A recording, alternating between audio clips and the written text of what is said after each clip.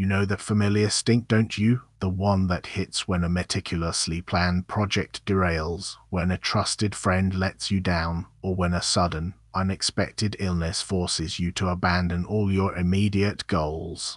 It's not just the inconvenience, it's the sense of unfairness, the feeling that the universe has singled you out for a cruel joke. We construct our days, weeks, and even years with such care, building expectations and mapping out ideal scenarios, only to have them crumble in an instant. This feeling of being utterly at the mercy of external forces can be profoundly unsettling, leaving us frustrated, disoriented, and sometimes even a little bit angry. We resist these disruptions, instinctively pushing against the current of what is, wishing circumstances were different, safer, more predictable. But what if that resistance is part of the problem? What if the key to navigating these rough patches isn't to fight against the tide, but to learn how to sail with it, even when the storms are raging? The Stoics, particularly figures like Epictetus and Marcus Aurelius, understood this human tendency to resist reality.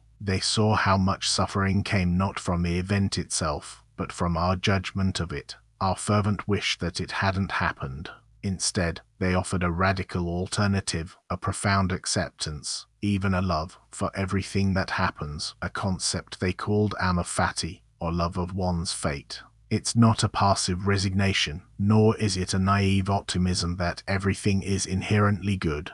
Rather, it's a deliberate and active choice to take whatever life throws at you, no matter how difficult or unpleasant, and transform it. Think of a blacksmith. They don't complain about the hardness of the steel or the intensity of the flame. They use the heat, the hammering, and the resistance of the metal itself as the very tools to forge something strong and useful. Our adversities are the fire and the hammer for our character. Consider a minor but frustrating example. You're driving to an important meeting, perfectly on schedule, when suddenly traffic grinds to a halt due to an unforeseen accident miles ahead. Your immediate reaction is likely irritation, perhaps even anger at the delay, at the inconvenience. You might start replaying how you could have left earlier or taken a different route. But amor fati invites you to shift your perspective. This traffic jam isn't just an obstacle, it's an opportunity. It's a chance to practice patience, to listen to that podcast you've been meaning to get to collect your thoughts before the meeting, or simply to observe your own reactions without judgment. The delay itself isn't good or bad, it simply is. Your judgment, your resistance to it, is what creates the negative experience. By embracing it, you reclaim your internal peace. Seneca often spoke about the unexpected benefits of hardship. He argued that it is precisely through struggle that we discover our true capabilities. A ship tested by a storm reveals the skill of its captain and the soundness of its build. A calm sea, by contrast, teaches nothing. So when you face a professional setback, perhaps a project fails, or a promotion you worked hard for goes to someone else, instead of dwelling on disappointment, ask yourself, what is this situation demanding of me? What skill or virtue can I hone here? Maybe it's resilience in the face of rejection, humility in reassessing your approach, or an opportunity to develop new skills. The raw material of difficulty is given to us, not to defeat us, but to provide the very substance from which we can build a stronger, wiser self. This isn't about masochism, it's about intelligent self-improvement.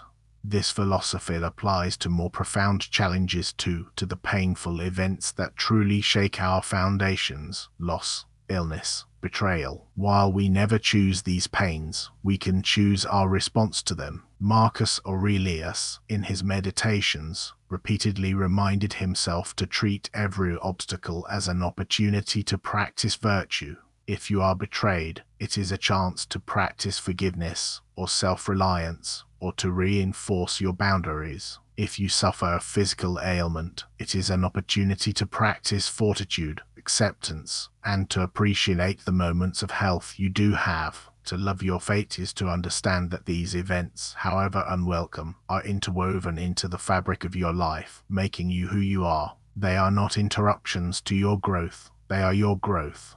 This isn't to say that you should welcome suffering with open arms, or that you shouldn't grieve or feel pain. Those emotions are real and valid. Amor fati means that after the initial shock or pain subsides, you then look at the situation and say, okay, this is what I have to work with now. How can I make the best of it? How can I transform this into something meaningful or strengthening? It's a defiant act against self-pity and resignation. It's the inner resolve that says, I will not be broken by this. I will be shaped by it. It's the understanding that the universe, in its indifferent way, is constantly presenting you with exactly what you need to become the person you are meant to be, if only you choose to see it that way. So, the next time something goes awry, when a plan is shattered or an unexpected burden lands at your feet, pause. Take a deep breath. Instead of immediately wishing it away, try a different approach. Look at the situation not as an enemy, but as an unwitting teacher. Ask yourself, what virtue can I practice here? What lesson is embedded within this difficulty? See the obstacle not as a dead end, but as a different path, a new material from which to build. This isn't about changing the event, it's about changing your relationship to it. By embracing your fate, by loving even the challenging parts, you stop being a victim of circumstance and become the alchemist of your own character. Today, choose one small, frustrating event, and instead of resisting it, find one way to embrace it as a moment for growth. Thank you for sitting with these words today. If they steadied you, subscribe and return tomorrow. A new reflection waits each morning.